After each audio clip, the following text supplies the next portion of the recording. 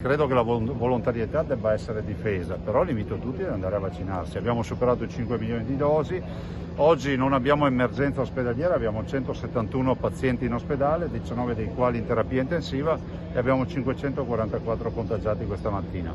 Però la verità è che questi dati ce li abbiamo, nonostante la variante Delta ormai sia ubiquitaria, ce li abbiamo perché un Veneto su 2 ha già completato il suo ciclo vaccinale e invece molti altri stanno ancora attendendo, però le vaccinazioni se ne fanno.